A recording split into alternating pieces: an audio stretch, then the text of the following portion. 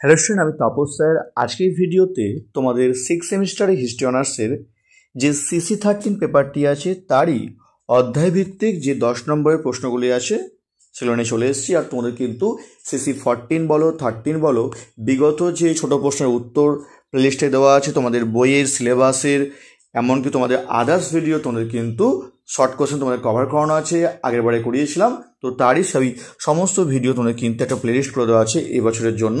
যারা দেখোনি আগের ভিডিওগুলো তোমরা কিন্তু দেখে নিতে পারো। আর তোমরা কোন ধরনের বই কিনবে সবই কিনে দেওয়া আছে। আর এরকম ভিডিও সবাইকে পাওয়ার জন্য অবশ্যই চ্যানেলটিকে সাবস্ক্রাইব করে রেখো, এরকম ভিডিও সবাইকে পাওয়ার জন্য। দেখো তোমরা প্রথমে দেখো তোমাদের প্রথম প্রশ্ন, এবং তোমাদের 2023 সালের প্রশ্নপত্রটা এই বছরের জন্য কিন্তু ভেরি ভেরি ইম্পর্টেন্ট। তার মধ্যে বলবো একদম ফার্স্ট চয়েস এই প্রশ্ন দেখবে তোমাদের খুবই গুরুত্বপূর্ণ প্রশ্ন, এবং পরীক্ষায় কিন্তু এটি বিশাল চান্স। আমার মতে একদম প্রথম থেকেই পড়ে রাখো এই পেপারটি 13 পেপারটি।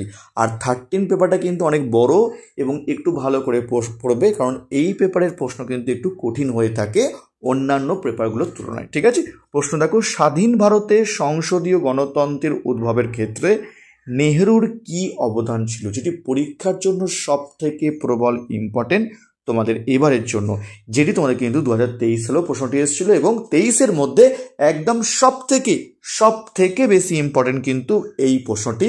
আমাদের যদি বলো তো 23-এর সব থেকে প্রবল ইম্পর্টেন্ট হচ্ছে এই প্রথম প্রশ্নটি। নেক্সট দেখো পরের প্রশ্ন, আইন অমান্য আন্দোলনের গুরুত্ব ও সীমাবদ্ধতা লেখো। এটাও কিন্তু 2023 সালের প্রশ্ন। এটি কিন্তু সেকেন্ড ইম্পর্টেন্ট প্রশ্ন, 2023 সালে এসেছিল প্রশ্নটি। ভেরি ভেরি ইম্পর্টেন্ট প্রশ্ন, তোমাদের কিন্তু পরীক্ষায় আসতে পারে। যদি না আসে তাহলে তোমাদের কিন্তু এরই ব্যাক সাপোর্ট প্রশ্ন হচ্ছে, ভারত ছাড়ো আন্দোলনে জনগণের স্বতঃস্ফূর্ত অংশগ্রহণকে তুমি কিভাবে ব্যাখ্যা করবে। 2 এবং 3 দুটির মধ্যে কিন্তু একটি। পরীক্ষায় কিন্তু এবছরে কিন্তু তোমাদের জন্য আসার সম্ভাবনা কিন্তু অত্যন্ত প্রবল। তোমরা কিন্তু খুবই ভালো করে পড়বে এই 3টে প্রশ্ন। 3টের মধ্যে তোমাদের কিন্তু 2টি প্রশ্ন আমাদের কিন্তু পরীক্ষা কিন্তু বিশাল চান্স। আসবো পরের প্রশ্ন, তোমাদের 2 বিশ্বযুদ্ধের মধ্যবর্তী সময়ে সংগঠিত শ্রমিক আন্দোলন সম্পর্কে আলোচনা করো। ভেরি ভেরি ইম্পর্টেন্ট প্রশ্ন, যদিও তোমাদের কিন্তু 23 সালের প্রশ্ন নয়। আগের বছর খুবই ইম্পর্টেন্ট ছিল, কিন্তু আগের বছর তোমাদের 13 পেপারটা একটু কঠিন হয়েছিল পেপারটি, সেই জন্য তো এই বছর কিন্তু এই প্রশ্ন কিন্তু পরীক্ষায় আসতে পারে 13 পেপারের জন্য। যেহেতু আগের বারে ইম্পর্টেন্ট ছিল কিন্তু আসেনি, এবারে তোমাদের কিন্তু পরীক্ষায় আসার সময় কিন্তু অত্যন্ত প্রবল। একইভাবে পরের প্রশ্ন কিন্তু সেম ইম্পর্টেন্ট, 2 বিশ্বযুদ্ধের মধ্যবর্তী সময়ে কৃষক আন্দোলন জাতীয় রাজনীতির সম্পর্কে ছিল। দেখো 4 এবং 5 দুটির মধ্যে কিন্তু একটি পরীক্ষায় কিন্তু আসার সময় কিন্তু অত্যন্ত প্রবল। 2টি হয়তো আসবে না তোমার ঠিক কথা, তোমাদের কিন্তু একটি কিন্তু পরীক্ষা কিন্তু বিশাল ইম্পর্টেন্ট তোমাদের জন্য। নেক্সট দেখো, ভারতের দলিত আন্দোলনের উপর টিকা লেখো। 2023-এর প্রশ্ন। এটি তোমাদের বলবো আমি তোমাদের 23 সালের মধ্যে থার্ড চয়েস, মানে 3 নম্বর গুরুত্বপূর্ণ প্রশ্ন 23-এর মধ্যে। তো এই যে 6টি প্রশ্ন তোমরা হচ্ছে সবথেকে ভালো করে পড়বে, তোমাদের জন্য খুবই গুরুত্বপূর্ণ এই CC13 পেপারের জন্য। এগুলো তোমাকে ভালো করে পড়বে।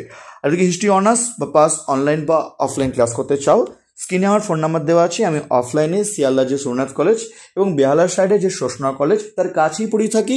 এমনকি চাইলে তোমরা কিন্তু অনলাইন ক্লাসও করতে পারো, তোমাদের কিন্তু ক্লাস স্টার্ট হয়ে গেছে, তোমরা জয়েন করতে পারো।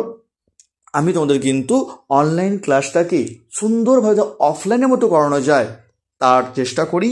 চাইলে তোমরা কিন্তু ডেমো ক্লাসও তোমরা কিন্তু করে দেখতে পারো। শুধুমাত্র নোটস নিয়ে পড়াশোনা করলে হয় না, অনেক প্রশ্ন কিন্তু পড়াশোনা বুঝতেও হয়। তো তার জন্য যদি তোমরা কেউ ক্লাস করতে চাও, ইচ্ছুক থাকো, স্ক্রিনে আমার ফোন নাম্বার দেওয়া আছে, তোমরা চাইলে কিন্তু আমার সঙ্গে যোগাযোগ করতে পারো।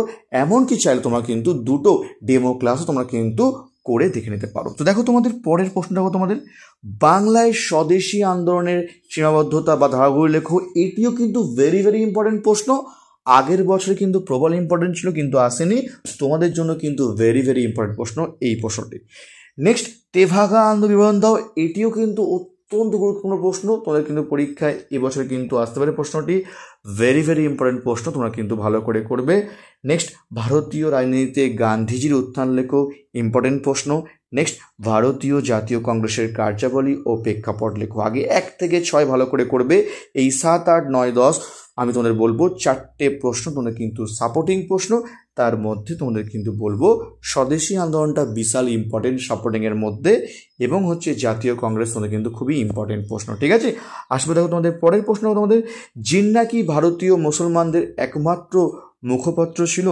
এটিও কিন্তু তোমাদের 2023 সালে প্রশ্নটি এসেছিল। তবে তোমাদের বলবো এবছর তোমাদের কিন্তু নাও আসতে পারে, তবে তোমাদের বলবো যে যেহেতু 2023 সালে এসেছিল, আমি তোমরা কি বলেছি 23 সালের প্রশ্নপত্রটা খুবই ইম্পর্টেন্ট, তাই তোমরা কিন্তু এটি করে রাখবে।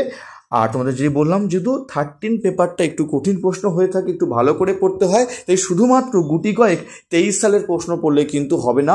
অনেক সময় দেখা গেছে কিন্তু 23 সালের প্রশ্ন থেকে বা তোমরা যে বিজোড় সালের প্রশ্ন পড়ে যাও, যে এক বছর আগে ধরো তোমরা 25 পরীক্ষা দেবে, 23 সময় ফলো করে তোমরা, তো অনেক সময় কিন্তু এরকম প্রশ্ন হয় না।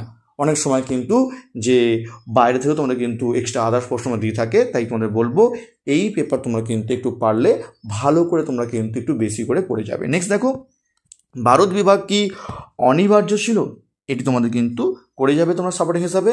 লাস্ট প্রশ্ন তোমাদের আমি তোমাদের বলবো, এটিও 23 সালের মধ্যে এসেছিলো, একটু পারলে তোমরা করে যাও, এটি ইম্পর্টেন্ট আছে। বলো 4th চয়েস তোমাদের প্রশ্ন বলবো, ভারতীয় রাজনীতিতে চরমপন্থী আন্দোলনের উদ্ভব ও বিকাশ লেখো। ঠিক আছে, যেহেতু 23 সালে এসেছিলো তোমরা কিন্তু করে যেতে পারো, কারণ 23 সালের মধ্যে এটা 4 নম্বর তোমাদের ইম্পর্টেন্ট প্রশ্ন।